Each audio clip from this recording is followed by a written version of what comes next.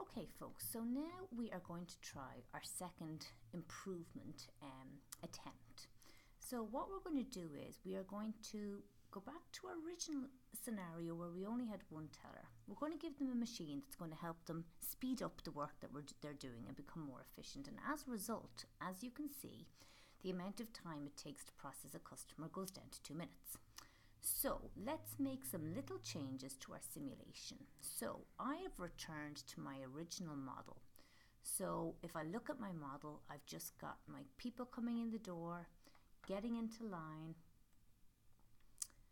From the line they go to the teller, from the teller they leave the system. So what I'm going to do is the only change I have to make to the whole entire process with this machine being added is to take my time down from 2.4 minutes to 2 minutes. I'm going to return to my control panel. I think what I'm going to do or have you do is what we did when we added a teller. Just put your number of sims to 200 again to get that variability out of the results, and just press run simulations, and let's take a look at our results. So here are my results. So I'm going to get my little comparison sheet out again, and I'm going to start filling in my metrics for my teller and my machine. So number of customers served. Okay, think for a moment in your head, what number are you going to pick off? Hopefully it's 5773. So let's put that down. Okay, percentage of demand served. 96%.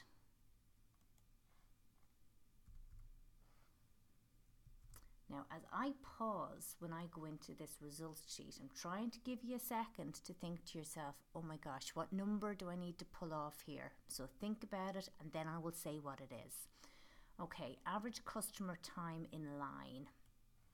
Go down to my line. Time in line. 6.18 minutes. So not as good as when we add our second employee, but let's see what the impact on all of our other metrics is. Okay, average number of customers in line. Did you pick 2.85?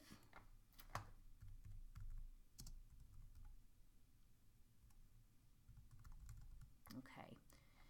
Teller utilization, so we're back to one teller, so let's have a look. Utilization, you should have picked 89%.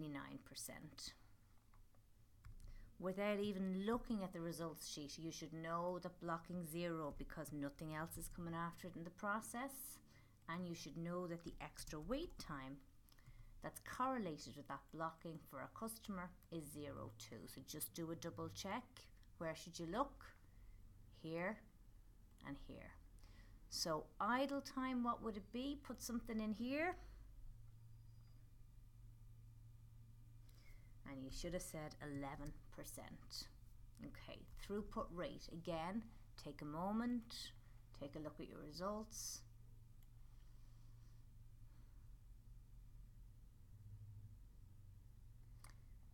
Should be getting 5305.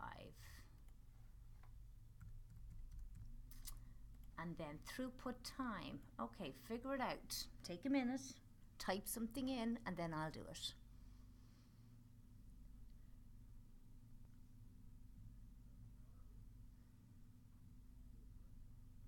Okay, so it should be time in the wait line, 6.18 minutes, plus processing time of 2.4, plus 0 extra wait time, gives us 8.58 minutes.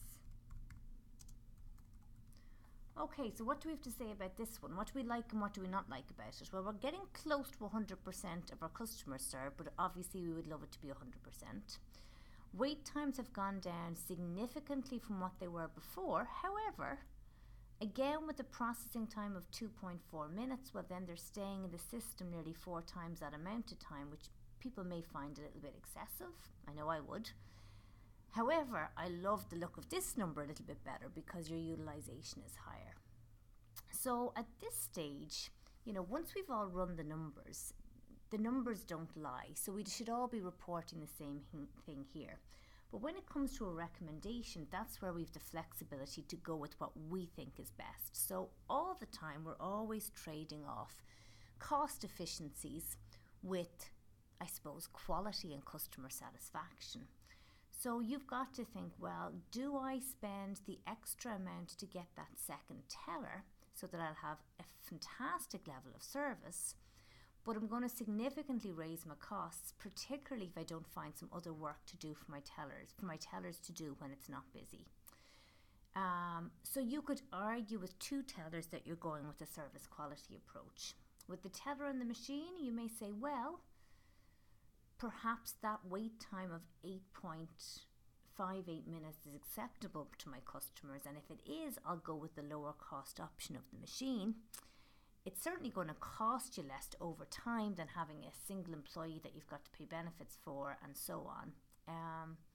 And obviously with an employee, you've got the hiring fee, and if they leave, you've got the turnover issue, and you've got to re-employ and hire again. So you've got all the time involved in that. But then again, it's a trade-off with service quality. So when I give you a question like this, you've got to say to yourself, okay, well, here's all my options.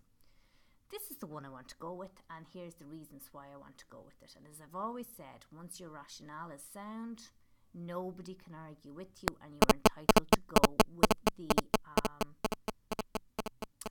process or the system that you think produces the right results. Okay, so that ends our bank example. Key learning outcomes here. Know how to set up a process flow map correctly.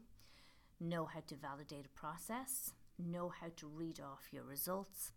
And have something to say when you get the results. Think of what your trade-offs are in terms of costs, revenue, and customer satisfaction, depending on the different outcomes that you see when you analyse your results.